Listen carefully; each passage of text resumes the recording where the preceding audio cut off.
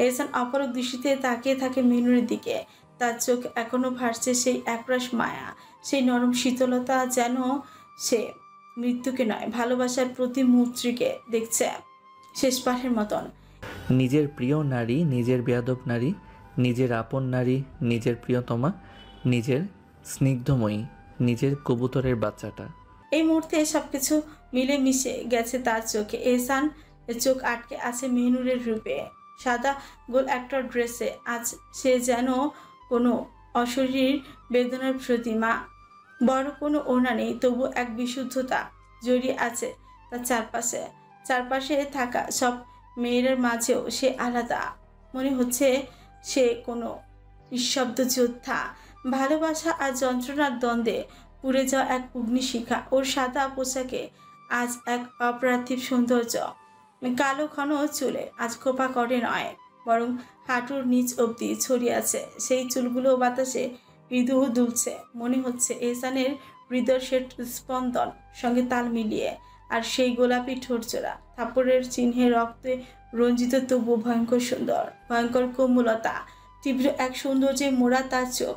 সেই আখি জোড়া যেখানে এহসান হারিয়ে যেত বারবার, আজও সে তাতে হারিয়ে যাচ্ছে। কিন্তু এবার সে জানে এই হারিয়ে যাওয়া চিরকালের মতো হবে। মৃত্যুর সীমানে দাঁড়িয়ে এহসান হঠাৎ আলতো হেসে ফিসফিস করে ছুট নাড়িয়ে বলে, আর আমার স্নিগ্ধময়ী নিজের স্নিগ্ধতায় আমায় রাঙাবে না?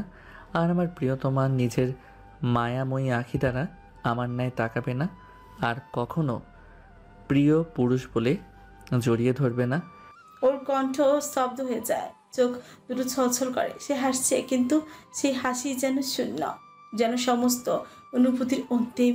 সেই হাসির মাধ্যমেই লুকিয়ে আছে মেনুর হাত কাঁপছে, বুক ফেটে কান্না আসছে, কিন্তু সে নীরব। চোখ ফেটে জল গড়াচ্ছে, কিন্তু সে কেবল দাঁড়িয়ে আছে, হাতের তীর তার কলিজার দিকে তাক করা। এই মুহূর্তে দুটো মন একে অন্যকে ছিঁড়ে খাচ্ছে, ভালোবাসার ভয়ঙ্কর পরিণতি। মেনু ধীর পায়ে এগিয়ে এসে এহসানের সামনে দাঁড়ায়, চোখের শূন্যতা, মনের ঝড়।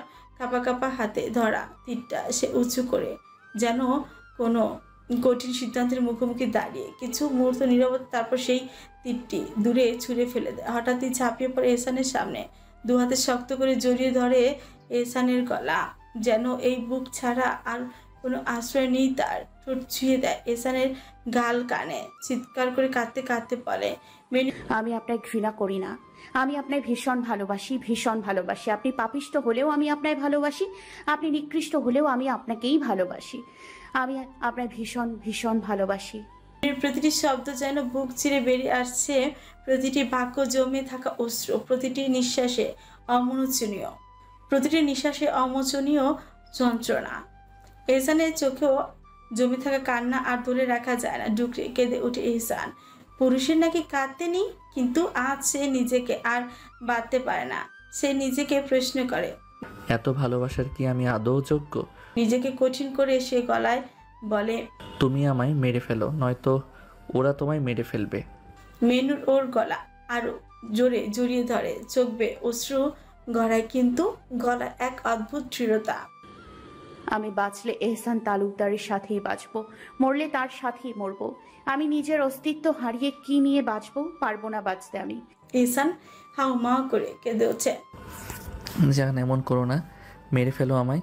মেনুর কেঁপে উঠছে, ওর চিৎকার যেন আকাশ কাঁপিয়ে দেয়।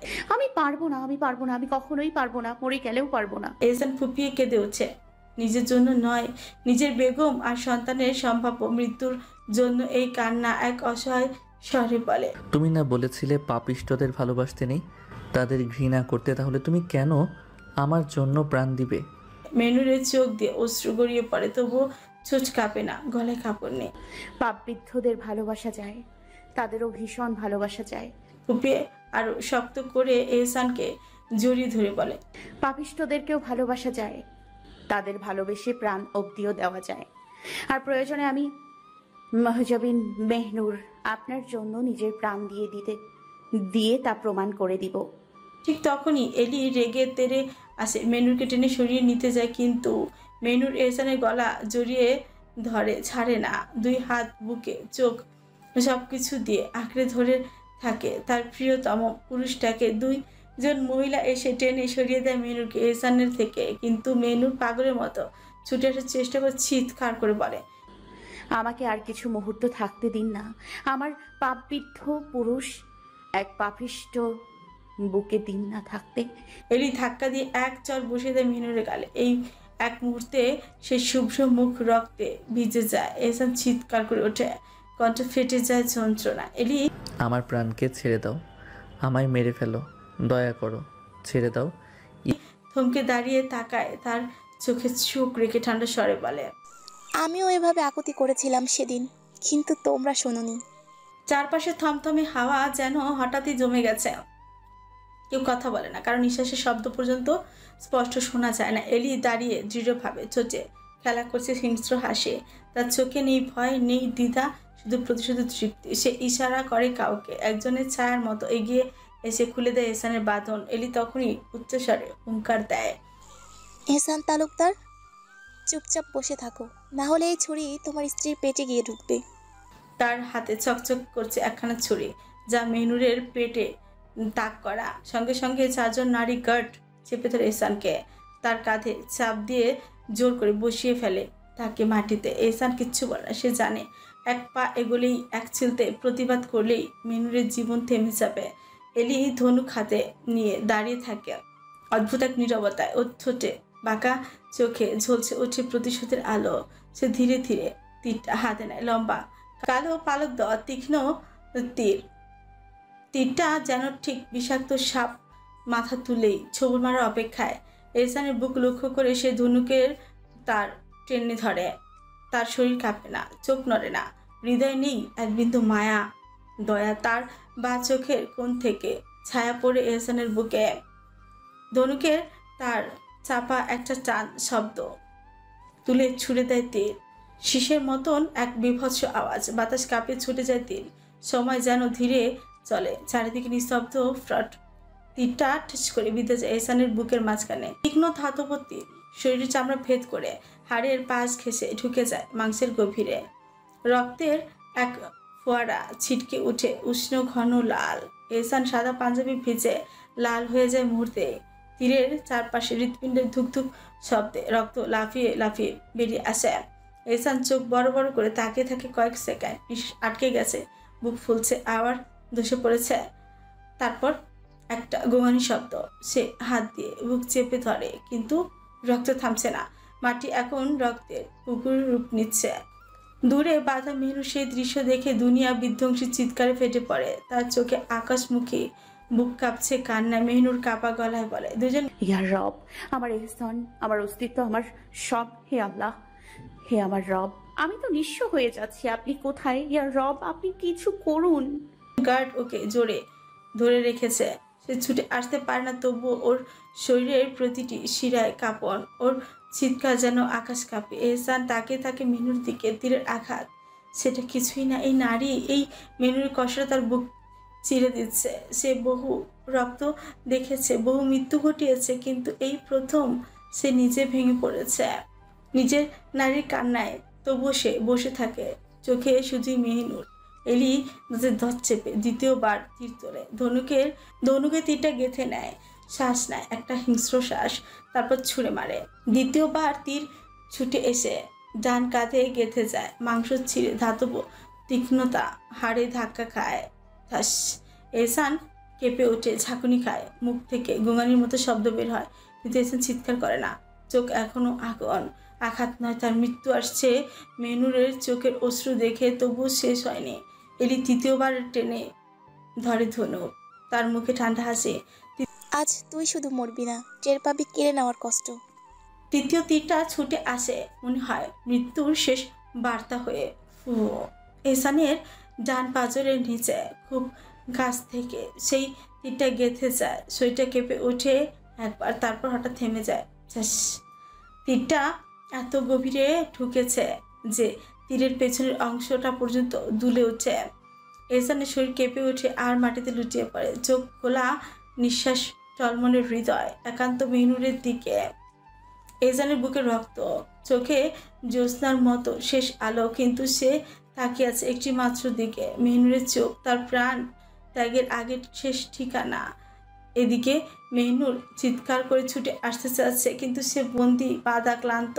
তার মুখ ভেসে যাচ্ছে চোখে জলে। সে বলতে পারে না আর কিছুই, কেবল ফুপিয়ে ওঠে। আমায় মেরে ফেলুন, আমার এহসানকে নয়। এলি এবার এগিয়ে আসে মেহনুরের দিকে। তার হাতে একখানা ছুরি, ধাতব, হালকা বাঁকা সূচালো। ছুরির ধার চকচক করে উঠেছে আলতো, যেন জানে সে কোনো মাংস কেটে দিতেই চলেছে। মেহনুরের মুখে কান্না, ভয়ে জমে থাকা চিৎকার, কিন্তু তার চোখে তখনও আশার ক্ষীণ আলো, যেন এখনো কিছু বাকি। এলি এক মুহূর্ত থেমে, তারপর এক নিঃশব্দ ছাপ দেখার আগেই ছুরিটা চলে যায় মেহনুরের পেটে। মাংস কেটে যাওয়ার চামড়া ফেটে যায়, পেশি ছিঁড়ে যায়। মেহনুর চিৎকার করে উঠে, একটা গলা ফাটানো। মেহনুরের মুখ দিয়ে বের হয় ছুরির ফলা, তার শরীরে ঢুকে 1 ইঞ্চি, 2 ইঞ্চি, 3। মেহনুর হা করে নিজের হাতে পেট চেপে ধরে, কিন্তু কিছু থামাতে পারছে না।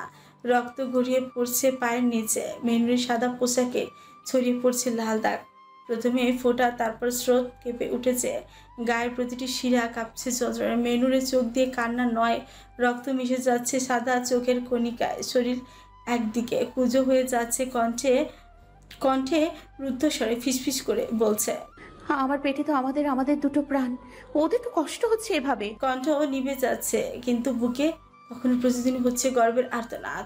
এহসান কেঁপে ওঠে, ওর চোখ এখনো শুধু পাগলামি। এহসান গর্জে ওঠে, হে আরশের মালিক, হে আমার রব, আপনি কি এমনভাবে আমার পাপের শাস্তি দেবেন? আমার নারীকে রক্ষা করুন। ওর ভেতরে তো আমাদের 2 অস্তিত্ব লুকিয়ে আছে, মাবুদ, ওদের রক্ষা করুন।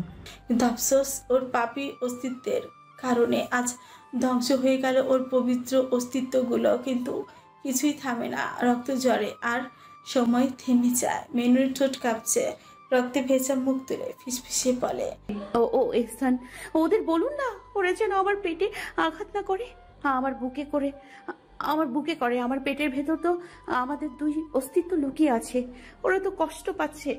এমন আর্তনাদ শুনে দুনিয়ার অন্ধকার হয়ে আসে। মেনুর প্রিয় পুরুষের এত নির্মম, চোখ বন্ধ হয়ে আসে, তবুও কণ্ঠ কাঁপছে। সেই কষ্ট, সেই প্রার্থনা, সেই ভালোবাসার সর্বশেষ নিঃশ্বাস। এক নারী মরে যাচ্ছে, কিন্তু তার মন পড়ে আছে ভেতরে 2টো প্রাণের জন্য। এহসান নিঃশ্বাস নিতে পারে না, তার শরীর নিস্তেজ, কিন্তু বুকটা ফেটে যাচ্ছে। আর কিছুই করার নেই তার, শুধু তাকিয়ে থাকে নিঃশব্দে, অশ্রু ভেজা দৃষ্টিতে। এহসান হাও মাও করে কেঁদে উঠে, ব্যথায় আরও কান্না আসে না, তবুও বুক চিরে ছিঁড়ে তীব্র বেদনায় ভেঙে পড়ে সে। আর মেহনুর, ওর আর কাঁদার শক্তি নেই। সেটা ধীরে ধীরে রক্তে লাল হয়ে হতে শুরু করেছে, যেন প্রতিটি শিরায় বিষ ঢেলে দিচ্ছে কেউ। হঠাৎ এলি মেহনুরের চুলের মুঠি ধরে এক টানে ওকে এহসানের বুকের উপর ছুঁড়ে ফেলে দেয়। মেহনুরের পেটটা কেমন যেন কলকল করে উঠতেই থাকে, মনে হচ্ছে যে কোনো মুহূর্তে নাড়িভুড়ি সব বেরিয়েই পড়বে। অসহনীয় বিভৎস এক যন্ত্রণা ছটফট করতে থাকে ও, সেই সাথে ঘুমঘুমিয়ে রক্তক্ষরণ, প্রচণ্ড ব্যথা। মেনুর হঠাৎ করেই এহসানের বুকের উপর এসে পড়ে, রক্তমাখা হাত ও এহসানের পাঞ্জাবে আঁকড়ে ধরে, হাউমাউ করে চিৎকার করে কাঁদতে কাঁদতে বলে, আমি আর পারছি না। এহসান কাঁপা কাঁপা হাতে মেনুর মাথায় রাখে, ওকে শান্ত করতে চায়। গলার ভেতরে থেমে যাওয়া কান্না গিলে ফেলে, ফিসফিস করে বলে, কেঁদো না, রব আছেন, তিনি সব ঠিক করে দিবেন। আর আমি তো আছি না প্রিয়তমা, সব ঠিক হয়ে যাবে ইনশাল্লাহ। কিন্তু যখন এহসান তাকায়, তার দৃষ্টি আটকে যায় মেনুর শরীরে, তার প্রাণ ছিঁড়ে যায়। মেনুরের সাদা কামিজ আর পাজামা রক্তে রাঙা, তার পবিত্র অস্তিত্ব এক নিঃশব্দ ধ্বংসের পথে এগিয়ে চলেছে। এহসান কাঁপতে থাকা হাতে মেনুরের উরুতে হাত রাখে, নিজের হাতে লাগে একটু রক্ত। সেই রক্তমাখা হাত সামনে তোলে, কাঁপা কাঁপা গলায় বলে, তার আমার সন্তান, আমার অস্তিত্ব, আমার সন্তান। গলা কেঁপে উঠছে আবার। বেগম, আমাদের অস্তিত্ব মিলিয়ে যাচ্ছে, সব ছিন্ন হয়ে যাচ্ছে, সব। রক্তমাখা সেই হাত নিজের বুকে চেপে ধরে ফুপিয়ে কেঁদে ওঠে, ইয়া আরশের মালিক, আপনি দেখুন কিভাবে ওরা আমার নিষ্পাপ অস্তিত্বকে মাটির সাথে মিশিয়ে দিল।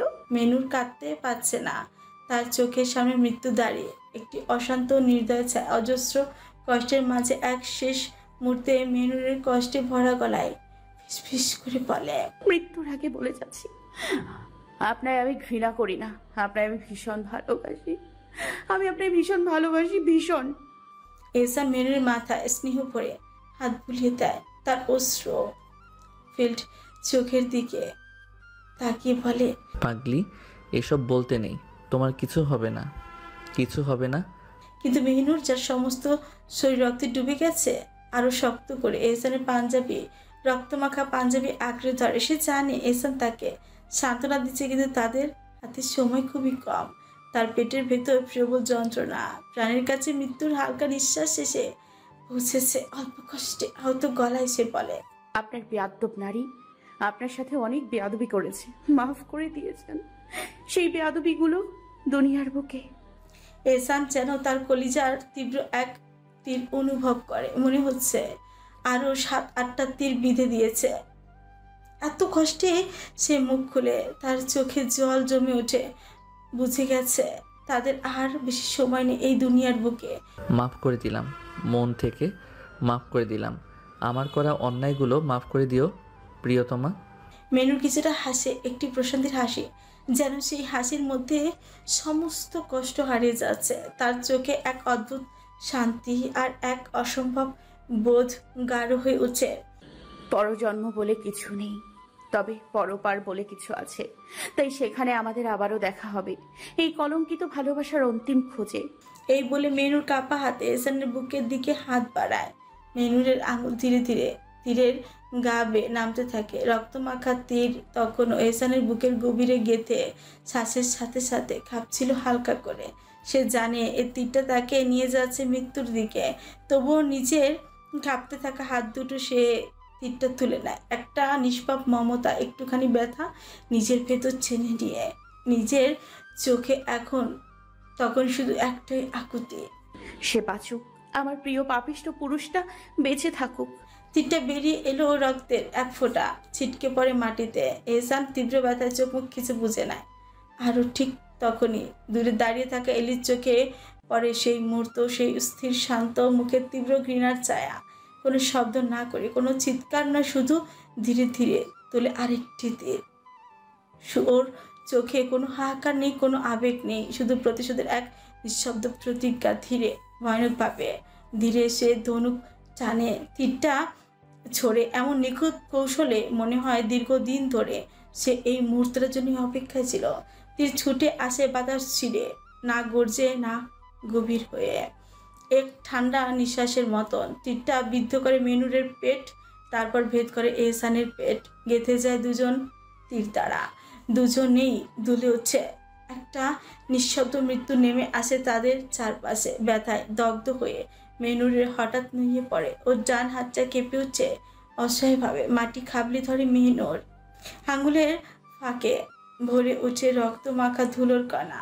আর অন্য হাতে এহসানের বুক আঁকড়ে ধরে শেষ শক্তিটুকু দিয়ে এক গভীর কষ্ট আর মায়ার টানে সে এহসানকে নিজের শরীরের কাছে টেনে আনে। আঁকড়ে ধরার কারণে মেনুরের সাদাত আঙ্গুল অসচেতনভাবে মুহূর্তেই ভেতরের আঙুলটা ঝুঁকে পড়ে এহসানের তীরবিদ্ধ পাঁজরের ক্ষতের গভীরে। একটু চুপ শব্দ হয়, নিঃশব্দ আর হাহাকারে মেশা। এহসান এতে চিৎকার করে উঠে না, কেবল কাতর শব্দ বেরোয় গলা দিয়ে। ব্যথায় এহসানের চোখ ঝাপসা হয়ে আসে। বাম হাতে আঁকড়ে ধরে সে একটা মাটির তলা, জোরে এমনভাবে যেন সেই মাটি ছিঁড়ে নিতে চায় সমস্ত যন্ত্রণাকে। দুজনের দেহ কাঁপছে, ভিতরে বাহিরে যন্ত্রণায়, ভালোবাসার মৃত্যুর ছায়ায়। মেনুর দম নিয়ে কালিমা পড়ে নেয়। তারপর এক দীর্ঘ প্রশান্তির শ্বাস ফেলে মনে মনে বলে, আমি মারা যাচ্ছি, তবে প্রমাণ রেখে যাচ্ছি পাপিষ্ঠদেরকেও ভালোবাসা যায়, তাদের দহনেও পুড়ে যাওয়া যায়, তাদের ভালোবেসে প্রশান্তির চিরনিদ্রাও গ্রহণ করা যায়। মৃত্যু ছায়া এসে জড়িয়ে ধরে তাকে, অন্তর ডুকরে কেঁদে উঠে বলে, না হতে পারলাম মা খাদিজার মতো দিনদার আর স্বামী ভক্ত, না হতে পারলাম মা ফাতেমার মতো পর্দাশীল আর সংসারী, না হতে পারলাম মা মারিয়মের মতো পবিত্র, না হতে পারলাম মা আয়েশার মতো জ্ঞানী, আর না ছিল আমার মধ্যে বিবি আসিয়ার মতো ইমানের শক্তি। আজ আমি এক লজ্জিত মুসলিম নারী হয়ে বিদায় নিচ্ছি এই দুনিয়ার বুক থেকে।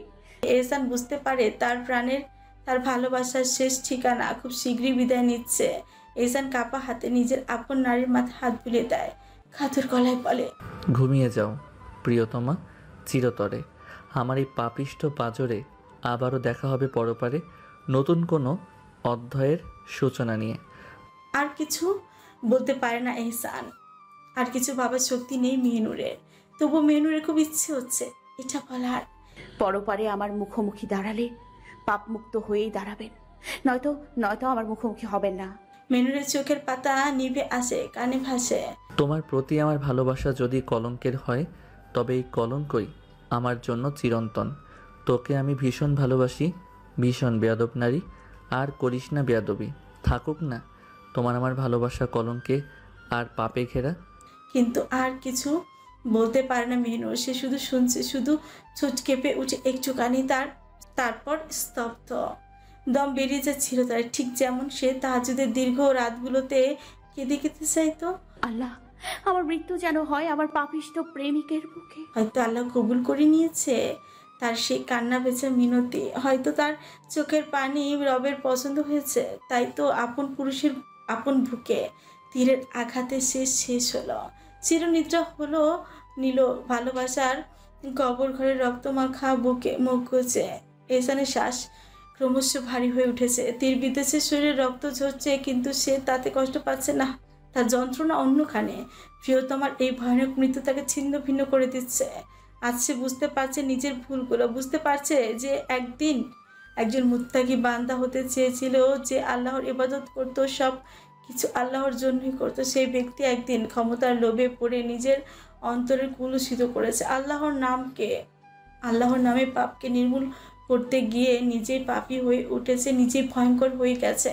এটাই হয়তো আল্লাহর দুনিয়ার দান করা বিচার, এই নিষ্ঠুর হাড় ভাঙার ফল। আমি জানতাম আল্লাহর আযাব কত ভয়ঙ্কর, তার আয়াত পড়তাম প্রতিদিন। তবু কেন আমি ভুললাম, তবু কেন করলাম পাপ? এহসান কাঁপতে থাকা শরীরে বুঝতে পারে তার অন্তর পড়ছে তীব্র অনুশোচনায়, ভয়ঙ্কর আত্মগ্লানিতে। সে আজ জানে ঠিক যারা জেনে পাপ করে তারা মুনাফেক, আর সেই ছায়াও আমাকে গ্রাস করেছিল। তাই এই ভয়াবহ পরিণাম। তখনই এহসানের কানে ভেসে ওঠে ভয়ঙ্কর আয়াত, যে আয়াত সে একদিন নামাজে খাটতে খাটতে পড়ত। অবধারিত ধ্বংস তাদের জন্য যারা নামাজ তো পড়ে, কিন্তু তারা তাদের নামাজে অমনোযোগী। তার গলা ফেটে যায়, হাহাকারে ডুবে যেতে যেতে উচ্চারণ করে তার হে আমার রব, এত দেরি করে বুঝলাম কেন? তুমি তো আগেই সাবধান করেছিলে, আমি তো জানতাম, তবু কেন শুনিনি? কণ্ঠস্বর তখন আর্তনাদে ভেঙে পড়ে। একটা তীব্র কষ্টে মোড়া আত্মচিৎকার উঠে আসে তার বুক ফুঁড়ে। আল্লাহ, আমি পাপ করেছিলাম, কিন্তু তুমি তো গাফফার। কেন আমার এই অন্তিম মুহূর্তে তুমি আমার প্রিয়তমাকে কেড়ে নিলে? তার দৃষ্টি ঘোলাটে হয়ে আসে, শরীর ঝিমিয়ে পড়ে। তবুও মেহনুরের নিতর মুখের দিকে তাকিয়ে সে যেন বলতে চায়, আমার সমস্ত অনুতাপ, সমস্ত আত্মসমর্পণ এখন তোমার বুকেই জমা রইল। পরপারে যদি দেখা হয় আমার মুখোমুখি হবে তো? কিন্তু তার প্রিয়তমা আর কথা বলে না, কালেমা পড়ে না এহসান দীর্ঘশ্বাস নেয়, কিন্তু আর ফেলতে পারে না।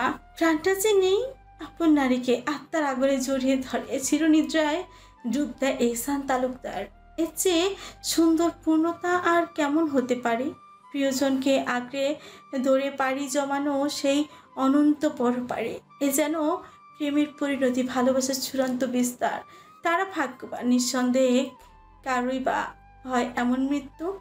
কজনই বা রোজা অবস্থায় প্রাণ ত্যাগ করে, আর কজনই বা প্রিয় মানুষের সাথে দুনিয়ার বন্ধন ছিন্ন করে চিরন্তনের দিকে যাত্রা করতে পারে? তারা পেরেছে, তারা পূর্ণতা পেয়েছে, তারা এক হয়েছে দেহি নয় আত্মায় চিরতরে। প্রত্যেক প্রাণীকে মৃত্যুর স্বাদ গ্রহণ করিতে হইব, এটাই তো বিধাতার নিয়ম। কিন্তু কজনই বা পারে সেই মৃত্যুকে এভাবে পরিপূর্ণ করে তুলতে? মেহনুর ভাগ্যবতী সে, কারণ সে নিজের স্বামীর বুকে প্রাণ ত্যাগ করেছে। এ যেন ভালোবাসার চূড়ান্ত অগ্র। শেষ পর্যন্ত তারা একসাথে, একটি হৃদয়ে থেমে যাওয়া দুইটি স্পন্দন, একটি নাম অমর প্রেম। আকাশটা আজ বড় নরম, সূর্যটা ঢলে পড়েছে পশ্চিমে। আলোটা আর তেমন তীব্র নয়, স্নিগ্ধ শান্ত এক রং ছুঁয়ে যাচ্ছে চারিদিক। ছাদের এক কোণে চুপচাপ বসে আছে মিহিরাজ। কোল জুড়ে মেহরুব 1 বছরের ছোট্ট ছেলে মেহরাব। নরম ত্বক, গভীর চোখ, চেনা মুখশ্রী দেখলেই বুকটা কেঁপে ওঠে তার। মেরাজ তাকিয়ে থাকে সামনে, যেখানে বিকেলের রোদে 4টি শিশু মন দৌড়াচ্ছে প্রাণপণে। তার 4 বছরের জমজ ছেলে এবাব সিদ্দিক, মুসা আর মাহতাব সিদ্দিক মাহবুব। 2 ভাই যেন ছোট্ট 2 ঝড়, পাথরের টুকরো দিয়ে বানিয়েছে নিজেদের রাজত্ব। তাদের সঙ্গে ঘুরে বেড়াচ্ছে 18 মাসের ছোট্ট বোন মাহা বিনতে মেহেরাজ। পাথর কুড়িয়ে নিয়ে ছুঁড়ে দিচ্ছে, আবার হেসে উঠছে কাকের মতো খিলখিল করে। আর কোণে বসে আছে মেহরুবের প্রথম কন্যা, 3 বছরের নুজা। পুরো নাম নুজা বিনতে মেহরুব। চোখে উদাস নিরীক্ষা, কিন্তু ঠোঁটে হাসির ছায়া। সে শুধু চুপচাপ বসে থাকেও আলো ছড়ায়। 4টা প্রাণ, 4টা নিঃশ্বাস, আর সে কোল জুড়ে মেহরাবকে আগলে নিঃশব্দ পাহারাদার হয়ে বসে আছে। আসরের নামাজের পর সে সোজা হাসপাতাল থেকে এখানেই চলে এসেছে। এই ছাদে বসে থাকাটা তার একটা পুরনো অভ্যাস। যখন ছোটবেলায় তার পাশে থাকতো মেহরুব, কোলে থাকতো মেহিনুর। আজ মেহিনুর নেই, কিন্তু তার ছায়াগুলো আছে। মেহরাবের চোখে, নুজার চুলে, মাহার হাঁটায়, সবখানে তারা ছড়িয়ে আছে। সে চোখ বন্ধ করে মেহরাবকে বুকে টেনে নেয়, কপালে আলতো চুমু খায়। একটা দীর্ঘ নিঃশ্বাস বুক থেকে উঠে আসে তার ঠোঁট পর্যন্ত। বাতাসে তখনও ভাসছে নুজা আর মাহার হাসির শব্দ। আর সেই হাসির ভিতর সে খুঁজে ফেরে হারানো দিনগুলোকে। ফিরে পাওয়া নয়, তবুও বুকের ভেতর কোনো এক আশার নাম হয়ে থাকে। 6টি বছর কেটে গেছে, শহর উল্টে তল্লাশি চালানো হয়েছিল সেদিনের পর থেকেই। মেয়র এহসান তালুকদার আর তার স্ত্রী মেহনুরের কোনো খোঁজ পাওয়া যায়নি। পাবেই বা কি করে? এলি যে নিজ হাতে তাদের মাটি চাপা দিয়ে রেখেছে। সময়ের নিচে নীরবতা, নিঃশব্দ চিৎকারের ঘরে। তালুকদারদের বাড়িতে আজও কেউ কেউ আশায় থাকে, একদিন হয়তো ফিরে আসবে এহসান আর মেহনুর। একদিন হয়তো দরজায় করা নাড়বে তাদের হারিয়ে যাওয়া প্রাণগুলো। কিন্তু সে আশার আলোর কাছে বরাবরই হেরে যায় সময়। এহসানের বাবা মা কেউ আর বেঁচে নেই। এহসানকে না পাওয়ার যন্ত্রণায় একদিন হৃদয় ভাঙা হয়ে চলে যান এনিসা বেগম। আর তার মৃত্যুর কিছুদিন পর মনিরুল সাহেবও পৃথিবী ছেড়ে বিদায় নেন নিঃশব্দে। সে যেই সমস্ত কালোবাজারি ব্যবসার সঙ্গে এহসান জড়িয়েছিলেন, সেগুলো শেষ টানে জয়নালার হাসে। তাদের জানা হয়ে গেছিল তাদের এহসান আর নেই। তবুও ছোট্ট তালুকদার বাড়ি আজও অপেক্ষায় থাকে মেহনুরের জন্য। একটি অনাহুত অপেক্ষা, যার শেষ নেই, নেই কোনো শুরু। এসব সব কিছু মেনে নিয়েছে ঠিকই, তবে প্রিয় বান্ধবীকে হারানোর সে তীব্র যন্ত্রণা তা কাউকে বোঝানো যায় না, বলা যায় না। মেহরুব আর মেহরাজ প্রতিদিন ভুলে থাকার চেষ্টা করে তাদের ছোট্ট মেহনুরকে, কিন্তু রক্তের টান কি আর মুছে যায়? তাদের হৃদয়ে এখনো সেই অনুরণ বাজে, একদিন ফিরে আসবে সেই একদিন। তাহাজ্জুদের মোনাজাতে কত রাত যে কেঁদে কেঁদে প্রার্থনা করেছে তারা। হে রব, আমাদের ছোট্ট পরিটাকে ফিরিয়ে দাও। মুস্তফা সাহেবও আর বেঁচে নেই। মনিরুল সাহেবের মৃত্যুর পর তিনিও চলে যান। এনিফা বেগম আছেন, তবে অসুস্থ।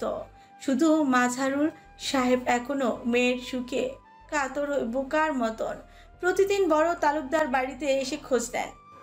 সেদিন ঈদের মার্কেট থেকে ফিরে তারা পেয়েছিল 2 জন কাজের লোক। অনেক জিজ্ঞাসা করেও কিছু জানতে পারেনি কেউ। অনেক খোঁজা হয়েছিল সারা শহরে, অলিতে গলিতে। এহসানের লোকজন, পুলিশ, গোয়েন্দা সবাই মিলে খুঁজেছে, কেউ পায়নি কোনো হদিস। সেদিন হাহাকার তুলে কেঁদেছিল জনতা। এহসান তালুকদারকে ফিরে পাওয়ার জন্য রাস্তায় আন্দোলন পর্যন্ত হয়েছিল, কিন্তু সব নিরর্থক। কয়েক মাস পর সব থেমে যায়। শুধু তালুকদার পরিবারের হৃদয়ে ব্যথা থেমে থাকেনি। ইমরান এখনো মেয়রের আসনে। ভাইয়ের সব হারাম কাজকর্ম গুড়িয়ে দিয়েছেন তিনি। যা হালাল ছিল তা নিজ হাতে সামলাচ্ছেন 2 ভাই। মেহরাজের চোখে পানি জমে আসে। সে তো এমন করে কোলে বসিয়ে রাখতো তার ছোট্ট মেহনুরকে। কথা তো ছিল এখন তার ভাগ্নি আসবে, কোলে বসবে, হাসবে, খেলবে। তবে কোথায় গেল তারা? কেন হারিয়ে গেল এহসান তালুকদার আর তার ছোট্ট বোন? কেন ফিরল না তারা? কেন কেন কেন? মেহেরাজ চোখ মুছে নেয় ধীরে নীরবে, আকাশের দিকে তাকিয়ে থাকে একটা সাহাকার নিয়ে। ঠিক তখনই এসে দাঁড়ায় চায়ের কাপ হাতে, চা এগিয়ে দিয়ে নিজের হাতে মেহরাবকে কোলে তুলে নেয়। ছোট্ট গালে ঠোঁট ছুঁয়ে আদর করে বলে, কত শান্ত আমার কলিজাটা। এমন শান্ত যদি আমার দিন আজাজিল হতো, কতই না ভালো হতো। মেরাজ মুচকি এসে বলে, যেমন মা তেমন তো হবে বাচ্চা। চোখ রাঙিয়ে বলে, নিজের দোষ আমায় দিচ্ছ? তোমার ছেলে মেয়ে তো সব তোমার মতো হয়েছে। তারপর হঠাৎ থেমে যায়। মেয়েরাজের চোখের দিকে ভালো করে তাকে বোঝা যায় সে কাঁদছিল। প্রতিদিন এটাই হয়। নরম স্বরে জিজ্ঞেস করে, কাঁদছিলে মেহিনুরের জন্য, তাই না? মেয়েরাজের বুকটা ধক করে উঠে। মেহনুরের নাম শুনলেই হৃদয়টা ছ্যাদ করে উঠে। সে চোখের পানি ফেলে বলে, রক্তের টান, তাই তো ভুলে থাকতে পারি না। মনে হয় ও এখনো কোথাও আছে। এসে চুপ করে যায়। নিজেও তো পুরোপুরি একসময় নিঃশেষ হয়ে গেছে। নিজেকে শক্ত করেই বলে, মনে রেখো, আমাদেরও একদিন যেতে হবে। মেয়েরাজ হালকা কাপা গলায় বলল, যদি অন্তত আমার বোনটার লাশটা দেখতে পেতাম, তাও তো নিজেকে সান্ত্বনা দিতে পারতাম। এসা মাহা আর নুজার দিকে তাকিয়ে বলল, দেখো, তোমার মেহিনুর আমাদের মাহা আর নুজার মধ্যে বেঁচে আছে। রবতের ঠিক ফুপ্পির মতো করে পাঠিয়েছেন আমাদের কোলজুড়ে। মেয়েরাজ এক চিলতে হাসে। হ্যাঁ, একদম আমার ছোট্ট পরীর মতো, আমার এই দুই পরী। ঠিক তখনই নুজার চেঁচিয়ে ওঠে, বড় আম্মু, বড় আম্মু, বড় ভাইজান আমার পাথর নিয়ে নিচ্ছে, দিচ্ছে না। এসা মাথা ঘুরিয়ে বলে, এহে বাবাপু, দিয়ে দাও, ছোট ফোন তো, কেন এমন করছো? এবার একটু মুখ ভার করে পাথরগুলো এগিয়ে দেয়। নুজা পাথরগুলো হাতে নিয়ে হেসে বলে, আমার ছোট ভাইজান রাখবে। এসা হেসে মেহরাবকে বুকে জড়িয়ে ছাদ থেকে নামতে নামতে বলে, সাহেব, ওদের নিয়ে নামুন, এখন ছাদে থাকা মানা। এশার আজানের ধ্বনি বাতাসে ভেসে বেড়াচ্ছে। আজ একটু তাড়াতাড়ি অফিস থেকে ফিরে এসেছে মেহরুব। ঘরের দরজায় পা রাখতে কানে আসে চেনা কণ্ঠের কিছু কথাবার্তা। টুনির মা অর্থাৎ নুরি টুনিকে শাসাচ্ছে। আজ আসতে দে তোর বাপকে, দেখবি কি করি। উনি সব পাকের ওস্তাদ। আমি হাজারবার বলেছি যে মেয়েকে মসজিদে নিয়ে যাবে না, না যাবেন না, পরে অভ্যাস হয়ে যাবে। তাহলেই তো হলো। এখন তুই মেয়ে মানুষ হয়ে কেন রে মা মসজিদে যাবি? মেয়েরা ঘরে নামাজ পড়ে, মসজিদে না। নুজার ছোট্ট গলা কেঁপে উঠে, কান্নায় ভেঙে পড়ে সে। না, আমি বড় আপুর সাথে নামাজে যাব। ভাইজানরাও যাচ্ছে, আমিও যাব। নুরি কিছু বলতে যাবে, ঠিক তখনই দরজায় মেহরুব। কি হয়েছে শুনি? কে কে বকা দেয় আমার আম্মুকে? হাত ভর্তি অফিস ব্যাগ নামিয়ে রাখতে চোখে পড়ে নুরির দিকে। সে তখন মেহরাবকে ফিডিং করাচ্ছিল। হঠাৎ স্বামীকে দেখে ধরফড়িয়ে উঠে পড়ে, আঁচলে নিজেকে ঢাকার চেষ্টা করে। মেহরুব হালকা হেসে এগিয়ে যায়। নুজাকে কোলে তুলে নেওয়ার সময় তাকায় নুরির দিকে। আস্তাক ফিরুল্লাহ, ছি, তুই এখনো আমার সামনে এত লজ্জা পাস? আরে তুই 2 সন্তানের মা হয়ে গেছিস, তোর বাচ্চার বাপ আমি, যাকে খাওয়াচ্ছিস সেও আমার দেওয়া। এত লজ্জা তুই কই থেকে পাস রে ফুল? নুরি থতমত খেয়ে যায়। সত্যি তো, কিন্তু মাথা নিচু করে শুধু বলে, ওই না আসলে। তার আগেই কিন্তু ঘুমন্ত মেহরাব কেঁদে ওঠে। ছোট্ট পিচ্ছি মায়ের এই অহেতুক লজ্জার জন্য শান্তি পেল না। নুরি তাকে তুলে ন্যায় করে শান্ত করে। বিছানায় বসে মেহরুব এক দৃষ্টিতে তাকিয়ে থাকে নিজের স্ত্রী ও সন্তানের দিকে। এটাই তো তার প্রাপ্তি, তার শান্তি। নুরি মেহরুবের দৃষ্টিতে লজ্জায় লাল হয়ে যায়, হেসে বলে, আপনার মেয়েকে সামলান আগে, সবসময় আমার অবাধ্য হয়। মেহরুব মুচকি মুচকি হেসে নুজার মুখের দিকে তাকায়। তোমার আম্মু কি বলছে শুনি? তুমি নাকি আমার নুরি ফুলের কথা শুনো না? নুজা মাথা নিচু করে নেয়, একদম মায়ের মতন। তার সেই ভঙ্গিমা দেখে নুরি আর হাসি ছাপতে পারে না। নুজা নরম গলায় বলে, আপনার নুরি ফুল আমায় শুধু বকেন। মেহরুব হাসে, হেসে তার ছোট্ট গালে চুমু খায়। আমার নুরি ফুল এমনই, নিশ্চয়ই কিছু করেছো, তাই বকা খাও। নুরি একটু কড়া স্বরে বলে, আপনার মেয়ে মসজিদে যেতে চায় ঈশার সময়ও, আর গিয়ে এহবাব আর মেহেতাবের সাথে দুষ্টমি করে, নামাজ ফেলে দেয়। নুজা মাথা নিচু করে ফিসফিসিয়ে বলে, আর এমন হবে না আপু নুরিফুল, আপনি আমায় যেতে দিন মসজিদে। নুরি এবার উঠে দাঁড়ায় কঠিন কণ্ঠে। আমি বলেছি যখন না তখন না, তুমি এখন থেকে ঘরে নামাজ পড়বে। নুরি এবার উঠে দাঁড়ায় কণ্ঠ কঠিন, তারপর মেহরুবের দিকে তাকিয়ে হুঁশিয়ারি দেয়। মেহরুব আর আপনি যদি ওকে নিয়ে যান মসজিদে তাহলে দেখবেন আমি কি করি। হাসে, চোখে একরকম ঘায়েল দৃষ্টি। তুই দেখাতে চাইলে এই মুহূর্তেই দেখাতে পারিস, আমার কোনো আপত্তি নেই। নুরি রেগে গিয়ে বলে, 2 বাচ্চার বাপ আপনি, একটু মুখে লাগাম দিন, তাড়াতাড়ি গোসল করে নিন, খাবার দিচ্ছি। মেহরুব হেসে উঠে শুধু বলে, জি, হুকুমের দাস আমি। নুরি মুখে রাগ, চোখে লজ্জা আর ঠোঁটে একটা লুকোনো হাসি নিয়ে মেহরাবকে কোলে তুলে নেয়। আর মেহরুব নুজাকে পাশে বসে আদর করে বলে, চলো মা, আমরা এখন ঈশার নামাজ পড়ি। আব্বু আর আব্বুর নুরিফুলের নুজা একসাথে। ঘরে নরম আলো জ্বলছে। এসা বিছানায় বসে মাকে ঘুম পাড়াচ্ছে। ছোট্ট মেয়েটা মায়ের বুকে মাথা রেখে ধীরে ধীরে চোখ বুজে আনছে। এদিকে মেঝেতে বসে খেলায় ব্যস্ত এবাব আর মাহতাব। পুতুল ঘর আর টেডি নিয়ে 2 ভাইয়ের যুদ্ধ যেন থামছেই না। বিছানার গায়ে বসে আছে মেহরাজ, এক হাতে কোলবালিশ, অন্য হাতে দুষ্টুমি। সে বারবার এশার পায়ে আর তালুতে কাতুকুতু দিচ্ছে। কি হলো, এমন করছো কেন? সবসময় আমায় জ্বালাও কেন? বিরক্তিতে চোখ তুলে তাকায় এসা। মেয়েরা দীর্ঘ একটা শ্বাস ফেলে ঘরের চারিদিকে তাকায়, তারপর নরম গলায় বলে, ভাবছিলাম আরেকজন প্রয়োজন এই ঘরে, তুমি যদি রাজি হও তবে চলো। আরও একটা ছোট্ট বাচ্চার বাপ। এসা চট করে উঠে পড়ে। মেহেরাজ, বাচ্চাদের সামনে উষ্টা খেতে না চাইলে মুখ আর হাত সাবধানে রাখো। মেয়েরাজ হেসে উঠে হাসির ফাঁকে বলে, তোমার উষ্টা খেয়েও তো তোমায় 3টা বাচ্চার মা বানিয়ে ফেলেছি, সমস্যা কি?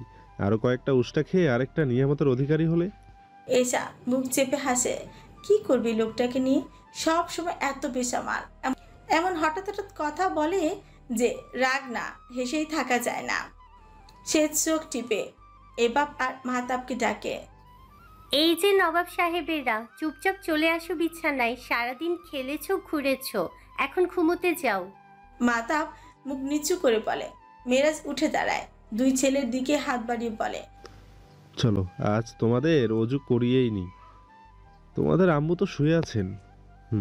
পেছন থেকে এসা বলে উঠছে, আচ্ছা শুনুন, ওদের মিস ওয়ার্ক দিয়ে উজু করাবেন, এমনি করাবেন না।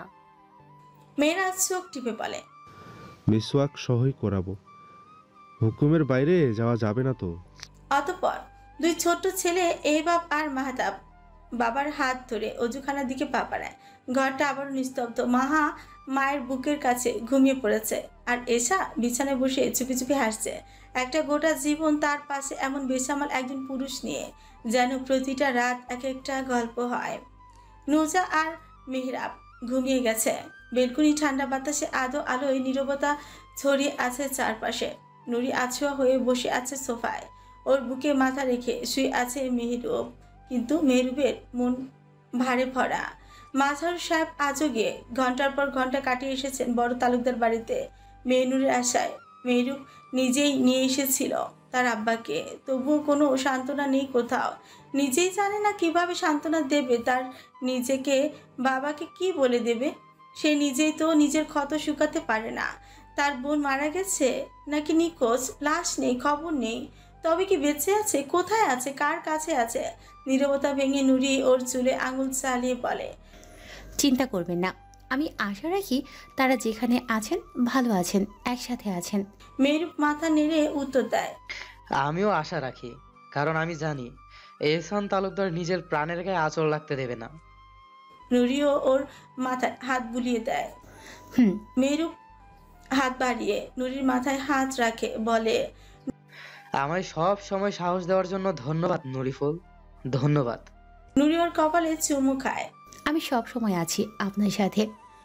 মেহরুব ধীরে ধীরে মুখ তুলে ওর ঠোঁটে নিজের ঠোঁট ছুঁয়ে দেয়। নুরি চোখ বুজে নেয়। তারপর মেহরুব উঠে যায় ঘরের দিকে। নুরিও উঠে বসে নিজেকে গুছিয়ে নেয়। তবুও তার মনে একটা অস্বস্তি, একটা কথার বোঝা। নীরবতা ভেঙে ও ডাক দেয়, মেহরুব ভাই। ভাই শব্দটা শুনে মেহরুব দাঁতে দাঁত চেপে ঘুরে তাকায়। এক রাশ চোখে অভিমান, কণ্ঠে বিষাদ। তোর বাচ্চারা আমায় বাপ না ডেকে মামা ডাকবে বলিস? আমি তো তোর ভাই, তাই না? লজ্জায় অপরাধ বোধে নুরি নিজের মুখে নিজে থাপড় মারে। সরি মেহরুব, আমার একটা কথা বলার ছিল। ওর গলা শুকিয়ে আসে, কি বলবে বুঝে ওঠে না। অবশেষে উঠে দাঁড়ায়। মেহরুব তাকিয়ে থাকে, এই মেয়েটা তো ভীতু কেন? নুরি সামনে এসে দাঁড়ায়, চোখ বন্ধ করে বলে। আপনি আপনি আবারও নিয়ামতের অধিকার হতে যাচ্ছেন। মেহরুব থমকে যায়, কঞ্চ কাঁপে। তো তুই প্রেগনেন্ট? নুরি মাথা নাড়ে। হ্যাঁ, অনেকবার টেস্ট করেছি। মেহরুব খুশিতে মুখ চাপা দেয়, উচ্চারণ করে। তারপর নুরির সামনে হাঁটু গেড়ে বসে ওর পেটে কান লাগিয়ে শোনে। নুরিফুল, তোকে তোকে অনেক অনেক ধন্যবাদ আমায় আবারও নতুন করে বাবা ডাক শোনার সুযোগ করে দেওয়ার জন্য। নুরি ওর মাথায় হাত বুলিয়ে বলে। সব তো ঠিক আছে, কিন্তু আমাদের মেহরাব তো ছোট, আমাদের উচিত হয়নি এখন। মেহরুব ওকে শক্ত করে জড়িয়ে ধরে।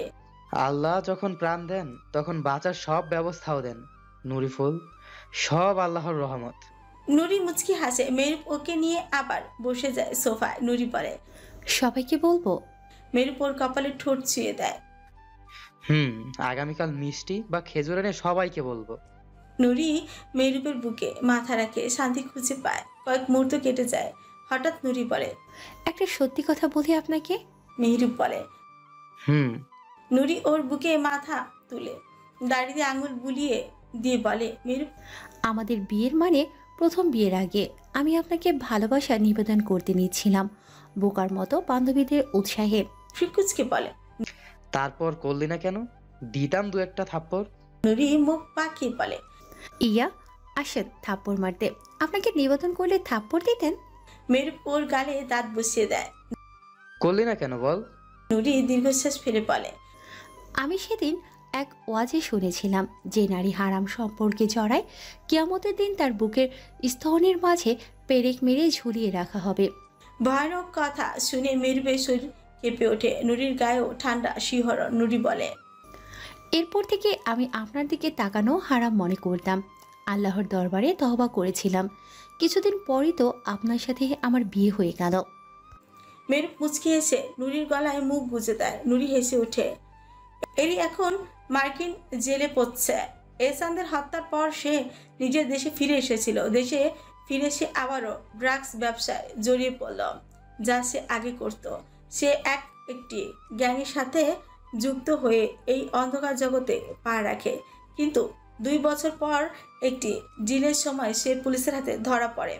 এখন সে মার্কিন জেলের অন্ধকারে, যেখানে প্রতিটি দিনই এক অনবরত যন্ত্রণার মতো। মার্কিন জেলগুলো এমনই যে সেখানে মানুষ শুধু শারীরিক নয়, মানসিকভাবেও ধ্বংস হয়ে যায়।